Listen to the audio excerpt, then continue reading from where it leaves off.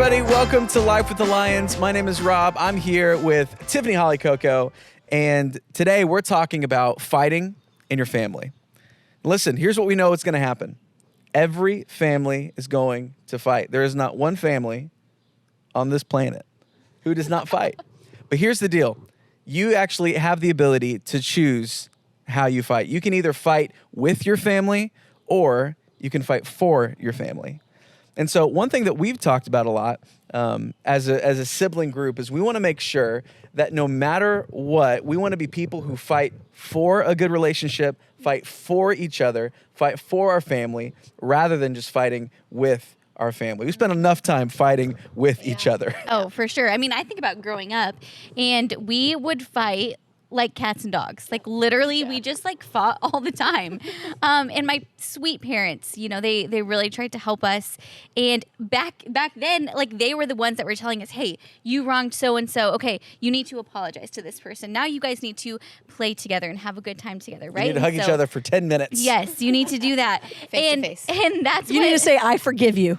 Yeah, so we had like that instruction immediately from our parents at a young age. But as you get older, the question becomes, how do we do this like relationship thing? How can we like love each other and have a good relationship with each other? And I think it's something that we've had to really work on, and we had to decide for ourselves, like we are committed to working this out as sibling relationships as we get older.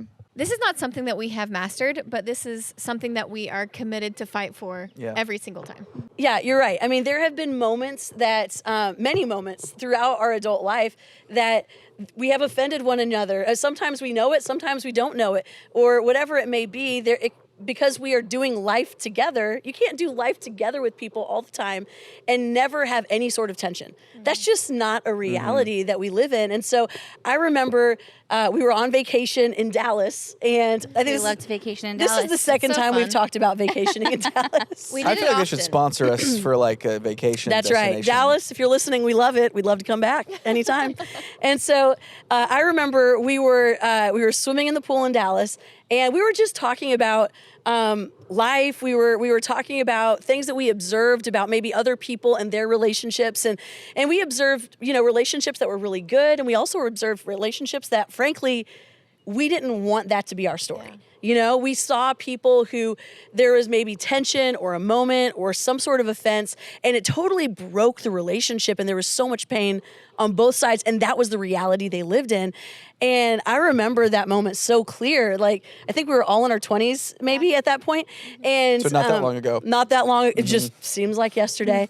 And so I remember we were just like talking, and we just got really serious, and we're like, hey guys, we don't want that to be our future. Mm-hmm. We never want to be a burden. We never want to be like, oh, it's that sibling who causes so much pain.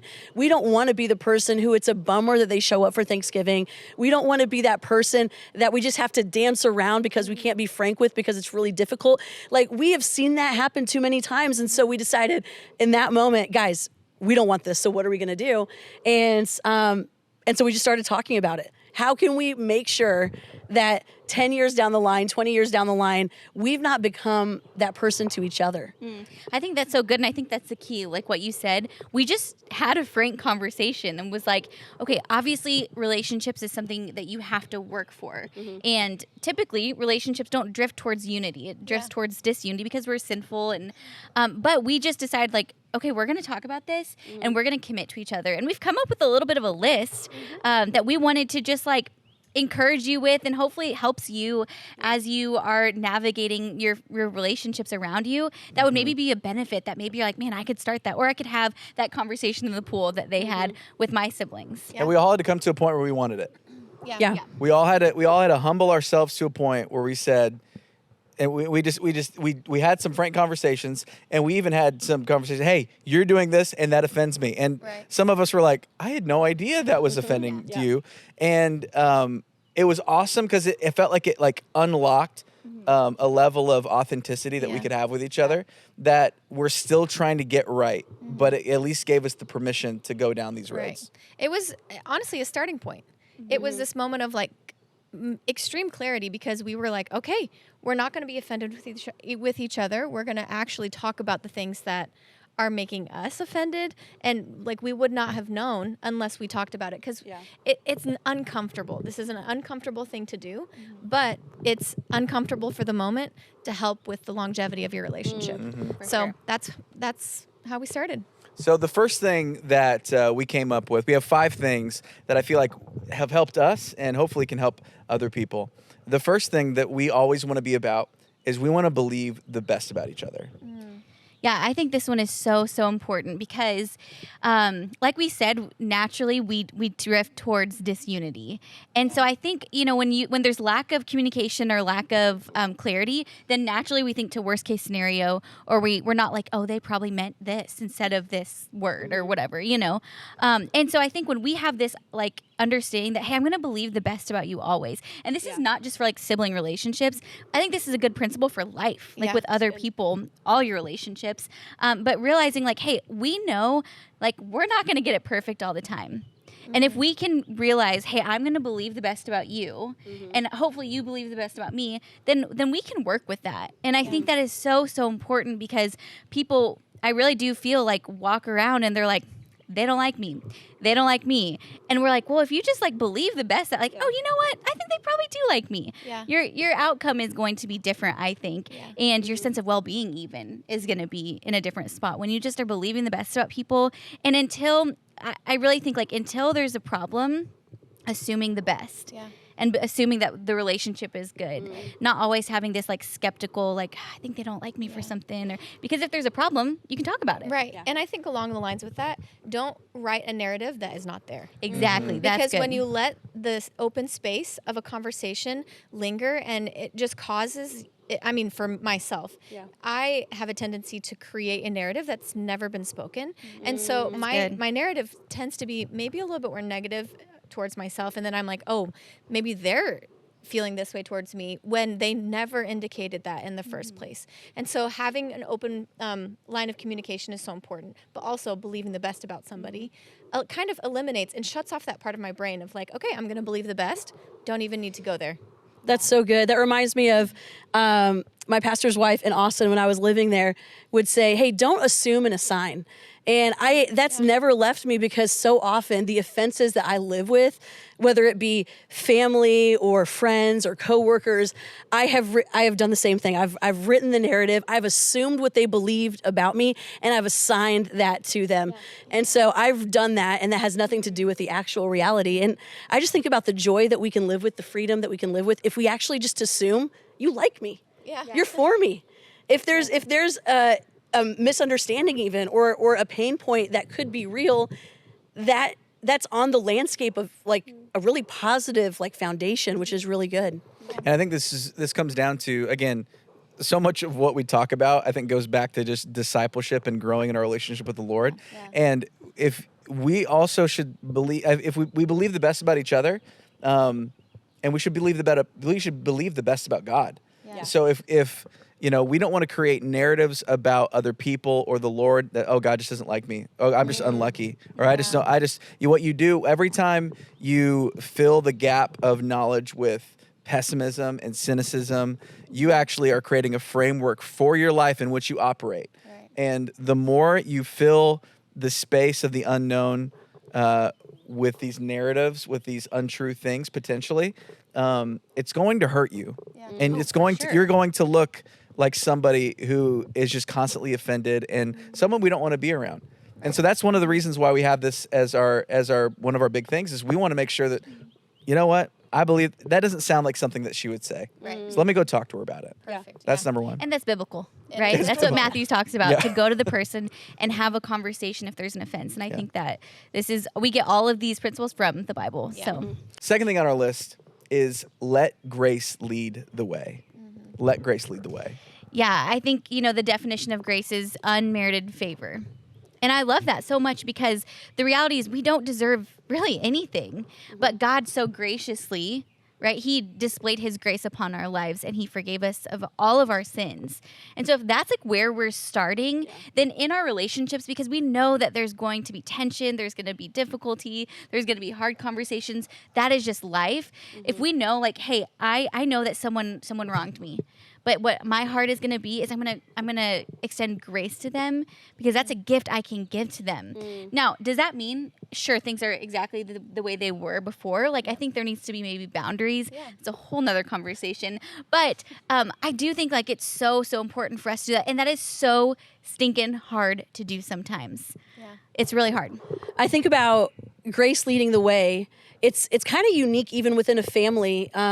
It's even more powerful because we think about, man, God has been so gracious to us and he knows every single thing about us.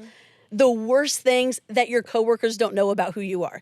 The worst things that some of your family doesn't even know about. Like the ugliest parts of your heart, every thought that you have thought, God sees all of those offenses and he showers us with grace. And the thing about family is that we actually know a lot of the things, the stuff about us. Like you don't know everything about our story. You don't know the things we're great at, the things that are really hard, the things that we tend to mess up over and over again, but we do. So when we're fighting, it's so easy to not let grace lead the way. And instead our goal is to win the fight. And so we all actually, because we know each other so well and because we're so close, we have the ability to cut each other so easily. And so in a fight, like, and we hear this all the time from people of, man, they talk about conversations and fights that really hurt. It's always the people closest to them because they have the ammunition to cut them hard. And so I think about, because we have that ability to, in a moment, slice where it really hurts because we know us really well, when we choose to not do that and we choose to say, hey, I'm going to lead with grace. Let me talk about this one thing that's the one issue, but I'm going to start with, this is a dot on the page because we've laid the foundation of like, I believe you're a good man. I believe you're a good woman. Like there's so much good about you. Let me just talk about this one dot on the page that shows that we're not here to cut. We're here to lead with grace. Yeah, and I think, as you said, the dot on the page, that's one of my favorite analogies that our dad taught us. When he had like a piece of white paper and, you know, he's like, hey, Coco, this one thing doesn't define you. It is a dot. You have this whole picture that's still who you are. And that is such an incredible that, I don't know, that picture just helps me take a sigh of relief knowing that, man, this one mistake doesn't define me. Okay, we can have grace for each other. We can love each other. We can keep going in this relationship because we're believing the best. We're going to have grace. And all of these, I think, really like work with each other. And I think when you get the perspective of like grace first, it changes everything. Because I remember when I was younger, I was thinking somebody did something bad to me. And I'm like, holding them to a different standard than I would hold myself to, like this perfect standard. And I'm like, not extending grace at all. But then I go back to Jesus knows everything about me and I am a sinful person, but he still extends grace to me. How could I do that to one of Jesus's children? To not extend grace whatsoever? And so it really was just a moment of like, wow, clarity from the Lord of like, I've given you so much grace. I have covered you with grace. And you're not going to forgive them for doing one thing. And so I think extending grace and having that eternal perspective really just changes everything, especially with your siblings, because I feel like we're less graceful. Grace And towards our siblings. that's the really thing, good. because, like, You you know, know? a lot of people who are so patient with their coworkers, so patient with their Yeah. friends, they get home and then they're just like sharp with each other and they're mean to each other. And I'm like, aren't these the people that you love the most? Right. Like, you should be.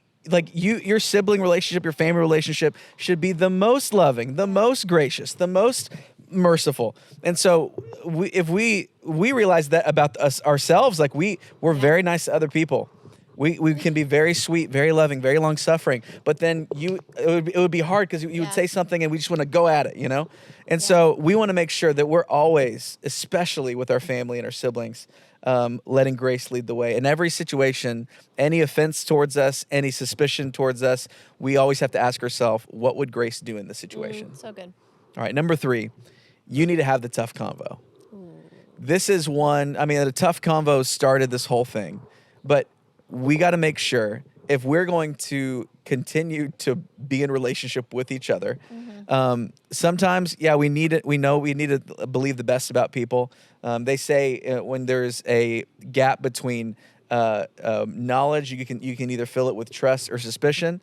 That's absolutely true. But the next thing that you need to do, you shouldn't leave it with trust or suspicion very long. You should jump and say, hey, I need a clarification on this thing. Right. Like, what happened here? Yeah, I think the compassionate thing to do is to have that tough conversation and to be direct with love and grace.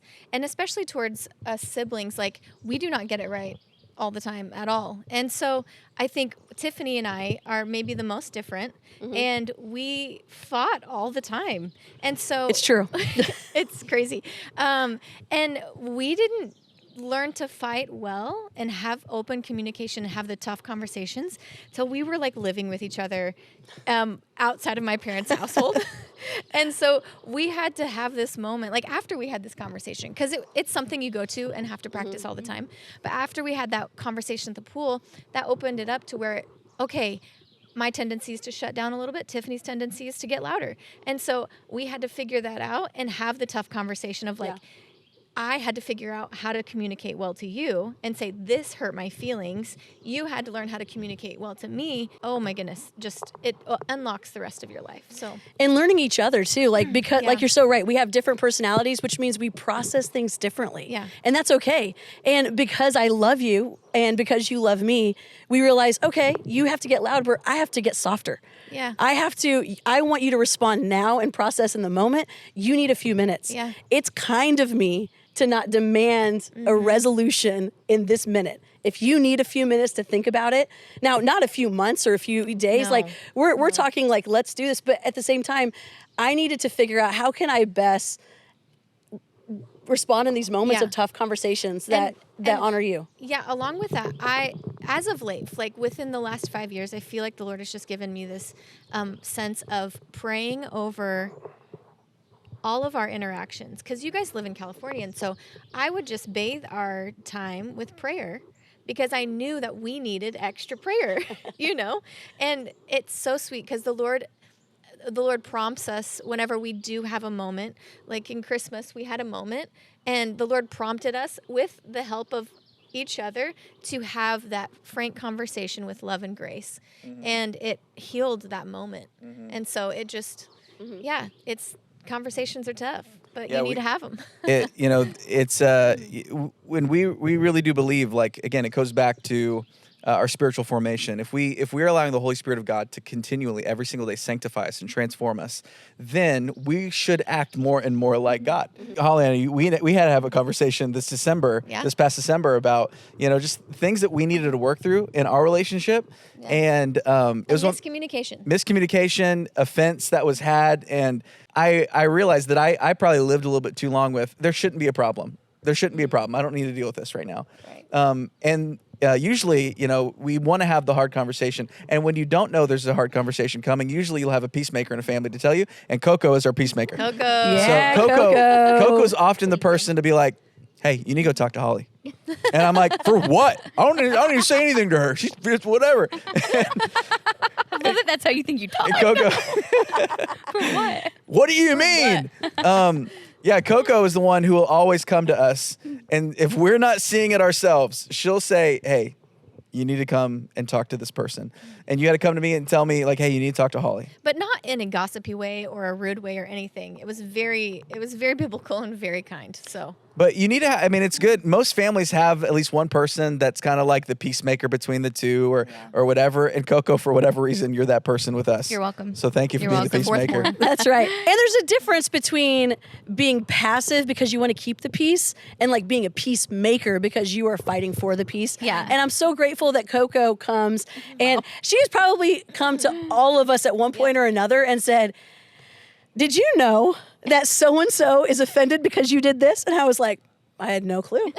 I think you should call her. I think you should call him, whoever it is. And it's so funny because we have no idea what's going on sometimes. We have blinders on, and that's the beauty of family. Yeah. Is that if because we gave ourselves permission, we actually have the beauty. It's painful, but it's beautiful of having each of us reflect. It's like we hold up a mirror to each other, and where like we go around and live life with friends and coworkers and all these different people, they're not as committed to your growth and your personal like well-being as we are to each other. Yeah. And so that's why we're willing to have the hard conversation of, let me hold up that mirror and graciously tell you, call that person. Yeah. Yeah. I'd like to also say, just a caveat, like sometimes families are not safe places. So Yeah. you have to think about the context of the family, and you have to figure out what boundaries are in place. So we've figured out that we are safe with each other, and we have given permission. So this is somebody who is seeking the Lord, who is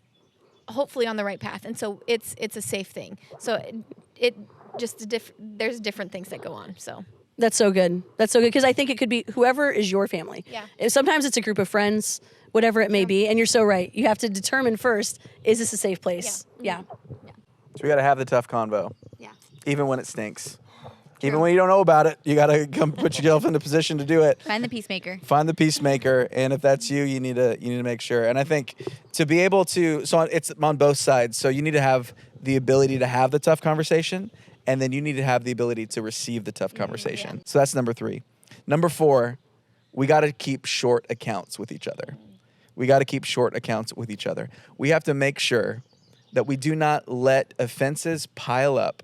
We don't let all these other miscommunications or whatever pile up to the point where it gets so filled that there is an explosion of emotion, Right. of anger. Because typically, when you explode, you are reacting to something rather than responding to something. Right. And we know this is a good leadership principle. You want to be somebody who responds to something Absolutely. and not reacts to something. Because when you respond to something, you have taken the time typically to form a response with a level head. A reaction is what you want to do in the moment. Yeah. It's usually like a fleshly response to something. And if you keep short accounts, you're somebody who it helps you to respond rather than react. That's so good. It reminds me of driving because sometimes we look at relationships like I'm only going to have the hard conversation when it's like really, really bad. Like when I can't take it anymore, that's when I'm going to try to do something about this relationship. And keeping short accounts means when you're driving to get on the straight path that you're wanting to go, you're constantly making little, like, you don't even realize it's so insignificant. You're just kind of turning it a little bit this way and this way so that you can keep it straight. You don't wait until you need to totally turn around. And when we think about short accounts, I think about it's those little motions. And so when there's, even if it's something super slight, to say, hey, Coco, I got to talk to you. Whenever you said this, I know it's not a big deal, but it really, like, for some reason, it really made me feel like this. And I don't know why, and I could be wrong, and I could be off. But this is what it made me feel like. And just to be really straightforward about that. And I had a friend of mine, I was telling her the same saga over and over again about a coworker, and she said, hey, Tiff, I think that you need to do one of two things. You either need to be okay and forgive and let it roll off your back, or you need to have a conversation right now. Mm-hmm. And that was so good. I needed that reflection because the truth is, if we're going to continue to allow this to be a main character in our mind and our heart, or even as we're talking to other people, then it's become too big. But keeping short accounts actually means that there doesn't need to be a complete overhaul, or it's making sure that we're doing the work before it gets bad. Yeah, and the Bible actually talks about this. It says it's to one's glory to look over an offense. And so I think that, like, that is such a practical principle of, like, if it's a small situation that you can and you have the ability to look over it, look over it. Like, just do it, look over it. And, you know, I had something like that happen this week where I was like, Lord, am I supposed to talk to this person about this? Like, do I need Which to one do of us that? was that? Oh boy. None of you here, actually. And so I was like, man, do you want me to talk about this? And you know, in that case, I was like, you know what? I'm going to look over this offense because I think that I can, and that doesn't make me want, you know, if it's going to, like, ruin the relationship, you need to talk about it. Right. But if it's something that you can look over, like, let it look over, look over it. Yeah. And I think that really is helpful in relationships to know that not every little thing that we have to have a conversation about. Otherwise, that person won't want to be around you. Yeah. Yes. So true. I also think that whenever you're talking about keeping a short account, you cannot go back to the past to pull up old things to bring to the future or to the present, because you didn't address it back there. You can't Right. do that. Don't That's pile so it good. on. Don't pile it on. That's why we keep short accounts. And so honestly, it's really helpful because that takes away our verbiage of, like, you always, or you've Right. done it in the past, and Right. so at this point, it's in the past. You can't bring it up because it's not present. If they do something in the present that you felt it, and like you said, it was something, it wasn't, you didn't need to deal with that. Yeah. But if it continues to happen, if you notice that it continues and it's bothering you, that's when you address it in the moment. And I think if we're being led by the Holy Spirit, if we have a check in our spirit about a situation, and it's like you need to talk to that person, go talk to the person. Absolutely. And I think that helps us to have good relationships that can continue to grow and to flourish when we stop and have those hard conversations. Yeah. It kind of reminds me of how we think of bosses sometimes. I don't know if you guys have ever had bosses that you're like, I just don't know where I stand with that person, you know? And so like you go into a review and you're like, how did I do this year? I'm not sure because they're not really telling me how I'm doing. And I've had some bosses that's how it was. I've had other bosses that the minute I mess up or do something, they're not like on me, but they're like, hey, just so you know, that's not how we do it. We're going to do it this way. I know that in real time, they're going to be coaching me along the way. So there's not like a hidden, like what's happening at the review. And I feel like that's how a lot of people live with like relationships with everyone. And that can be the same case with family. And I love that because we're committed to keeping short accounts, I don't have to live like 3 months or 6 months wondering like, man, are we okay? Yeah. Like, where are we? We just know that we're okay because if something's not okay, we know we're going to talk about it. Yeah. Absolutely. And then the final thing, and I think this is one of the most important things that like is the glue to make sure that we're never going to stop doing the first 4 things, is this. We're never going to give up. Yeah. We're never going to give up. You have the ability to have friends for a season and then not have those friends again in a different season. Right. We do not have the ability to have family and siblings in one season and then because of a broken relationship, Right. not have family and siblings in Yeah. another season. You know, we all have people, I'm sure, in our lives who they've seen the hurt and the pain that family has caused each other. And so there is just a permanent, we don't mess with those people. Who are those people in those pictures? Don't worry about it. We don't talk about them anymore. But the thing with us is we're never going to give up. And because of that, we're going to believe the best about each other. We're going to let Grace lead the way. We're going to have the tough convo. We're going to keep short accounts because we're stuck with each other. Yeah, I think that's so good. And like, man, I just think about like, we want our relationship, like as we grow older, to grow sweeter. Yeah. And the only way to do this is to never give up and to be committed to each other for the rest of our lives. Yeah. And there might be seasons where it's tough and you have to have that hard conversation. And we don't all live in the same area. And so when we get that time together though, it's like so much sweeter because we've committed to, we're going to work on our relationships always. Yeah. And if you think about it, nobody has known you longer than your siblings. And so why would you waste and throw away all of the time that you've had together and the memories? Because nobody is going to understand you like a sibling will understand you. And it's a biblical concept. Like Jesus will never leave us nor forsake us. And so we're trying to apply those things as we get older to the relationships we have, and what a gift it is to have you guys as siblings. Like I'm so blessed. It's not I have to have you. I get to have you. So I love you guys. I love you guys too. Sweet. I Man. also I love you guys too. What too. a moment. Wow. I mean, Wow. and not to pile on this moment, but you guys are like my favorite people on the planet to be with. And I'm so grateful for you guys. I'm so grateful that we get to do this life together. I remember before Rob and I moved away, I remember there was just a season where many of us got to work together. We were coworkers, we were friends, we went to church together, we served together, we did all this stuff together.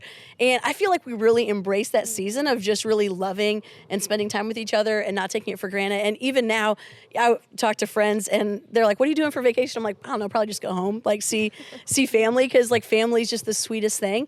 And I don't think it's that way on accident. I think it's something that we fight for. And because we fight for it, like God is so good. Like his gifts are so good. And it's such a great thing to be able to have, you know, not just siblings, but friends. It's awesome. You know, I don't know about you guys. I can't do the hour-long family dramas on TV. I can't do it. Like This Is Us, I'm out. Like all the other stuff, Parenthood. Parenthood. I can't do it. And Gilmore here's Girls. why. First off, I want to watch something awesome for 30 minutes, okay? That's what I want to do. I want a 30-minute comedy. I want to get in, I want to get out. But the other thing too, I'm annoyed the whole time with these people who operate together in these families. What happens, I'm going to give you the example of every Parenthood episode. Haven't seen any of it. But here's what I'm imagining it is. See, I'm assuming and assigning. But the parts that I have seen, it has been. There is an offense between a family member. Correct. There is a miscommunication about that offense between the family members. There is distance because of the miscommunication and offense of that family member. And then we have an hour-long TV show.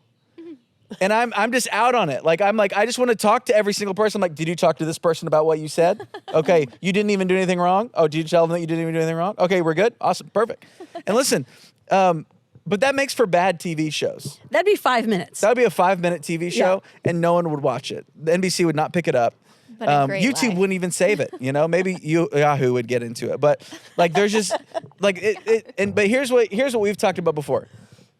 We want to live lives that are bad TV shows, but fun lives. Mm-hmm. In meaning, if you were to film our interactions, we would want to limit the amount of drama that we have between each other.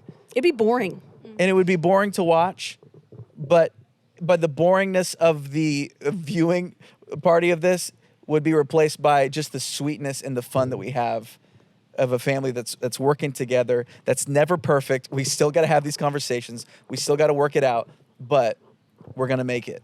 And we're stuck with each other. We're gonna make sure that we're good always.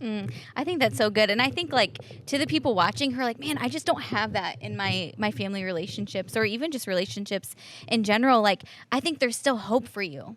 Yeah. I really do believe that. There is hope, and you are the one that could start this conversation of saying, hey, I know we don't get it right all the time, but could we talk? And can we have a conversation? And there's hope for you. Things can get better in relationships. Mm-hmm. And even if there's been a hard past, there's still a future that with the help of the Lord, you can thrive and have a good relationship. Yeah. You can shift the culture of your family right now. Yeah. You're never stuck in a spot.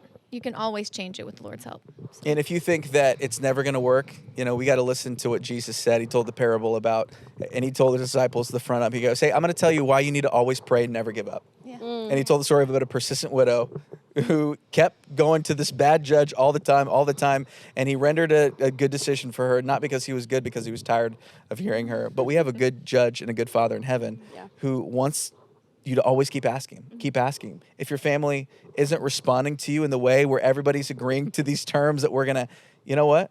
Pray. Keep praying. Mm-hmm. Yeah. Keep asking. Yeah. That's what the Lord's asking us to do. I think one of the things that I'm so grateful for is watching our parents navigate relationships with friends, with everyone. But one of the things that we've noticed as we watched is Dad, that person never admitted that they were wrong and that pain that they caused. Why are you okay with them?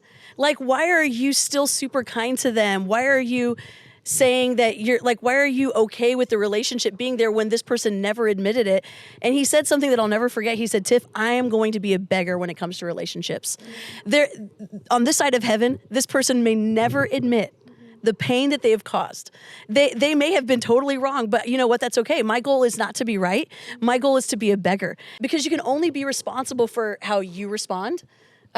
You may be watching today and thinking, there's not more people in my family that's going to commit to this. It's just me.